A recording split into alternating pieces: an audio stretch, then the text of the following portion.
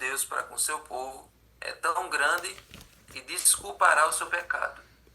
Ou seja, tenta plantar a ideia de que Deus é aqueles pai besta que acoberta os erros do filho, né? Que não pega, não tem um pulso firme contra o pecado.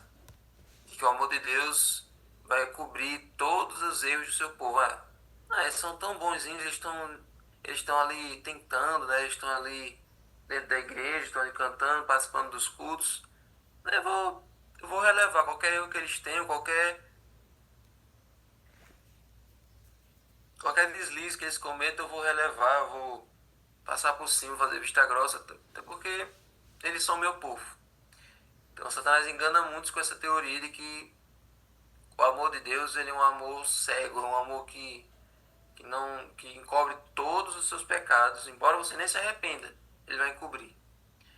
Ele alega que, embora as ameaças da palavra de Deus tenham algum propósito em seu governo moral, elas não se cumprirão literalmente, de forma figurada, de forma simbólica, certo? Entretanto, em toda maneira de tratar suas criaturas, Deus tem mantido os princípios da sua justiça, revelando o pecado em seu verdadeiro caráter e demonstrando que seu resultado certo é miséria e morte. Ou seja, cada pecador tem experimentado as consequências do pecado da maneira concernente ao que a pessoa fez. Então, tanto justos quanto ímpios, eles sofrem as consequências do erro. Tanto é que diz assim: nunca houve, nem nunca haverá perdão incondicional do pecado. Ou seja, um perdão que elimina o pecador das suas consequências. Não, nunca vai haver isso. Clássico exemplo de Davi e Batseba. Davi errou, Davi cometeu ali o adultério, mas ele sofreu as consequências. Deus perdoou ele totalmente, ele se compungiu, ele se ficou contrito, ele fez aquele jejum, se cobriu de pano de saco e cinzas, e Deus perdoou ele totalmente. Ele foi chamado de homem segundo o coração de Deus só depois disso. Mas quais as consequências da vida dele? Por causa daquele erro que ele cometeu.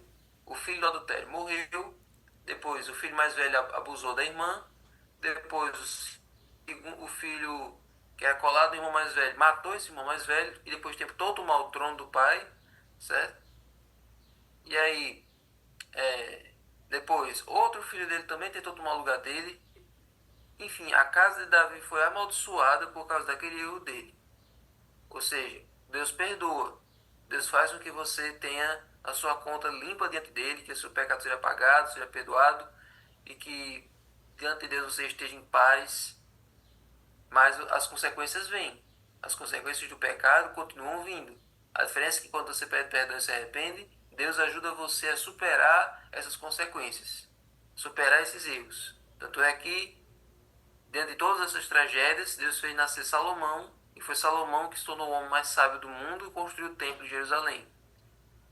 Enfim, então, de cada tragédia, de cada conflito, Deus faz surgir a flor, Deus faz surgir o arco-íris, Deus faz surgir um milagre no meio do caos.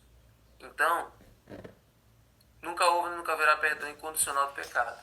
Tal perdão mostraria o abandono dos princípios de justiça que constitui o próprio fundamento do governo de Deus e encheria de espanto o universo dos seres não caídos.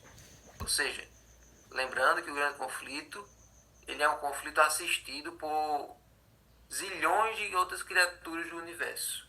Imagine que nós todos estamos no centro de uma arena, de um estádio universal.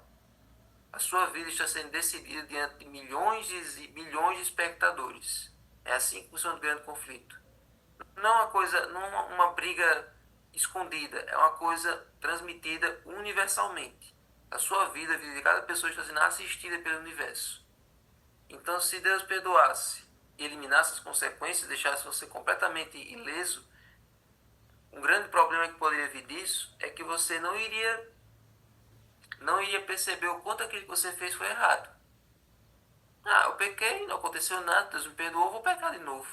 Então as consequências ajudam você a perceber o quão terrível foi aquele seu pecado. Mas a nossa motivação para pedir perdão, para se arrepender, não é pelas consequências, mas sim pelo próprio erro em si, certo? Então, A suposta benevolência que rejeita a justiça não é benevolência, mas fraqueza. Então, quando aqueles pais passam a mão na cabeça dos filhos, quando eles perdoam e não punem, não castigam, então os filhos acham que podem crescer fazendo o que querem. Então, essa é a realidade de muitas famílias hoje. Filhos que montam em cima dos pais porque não houve a correção necessária, não houve a punição necessária, não houve as consequências dos erros. Então Deus não é assim.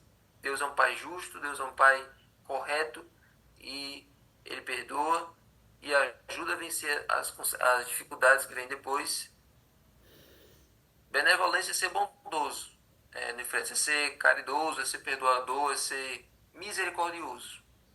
É a mesma coisa que misericórdia. Deus é o doador da vida.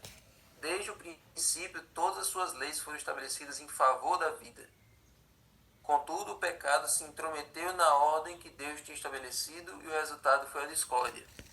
Enquanto o pecado existir, o sofrimento e a morte serão inevitáveis.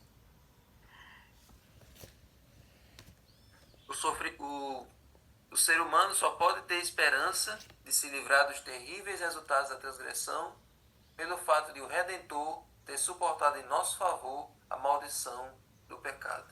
Então foi o que nós vimos durante a semana.